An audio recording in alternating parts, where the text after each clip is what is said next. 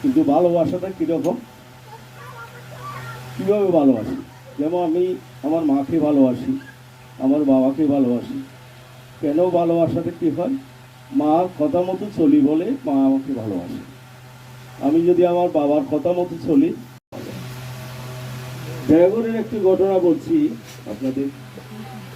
এক সময় দেওঘর আশ্রমে পাশে, এক সময় তো ওগুলো জঙ্গল ছিল, ওখানে বেশ কিছু হনুমান থাকত। হনুমান ঠাকুর বাড়ি আসছো, অনেক সময় বিরক্ত করত, ঠাকুর ওগুলাকে খাবার দাবার সব কিছু দিত। এক সময় হলো কি, এক হনুমানকে কুকুরে কামড় দিয়েছে। কামড় দিয়েছে এমনভাবে তার হাত এবং পা ছিঁড়ে ফেলেছে, একদম রক্ত উঠে গেছে। তখন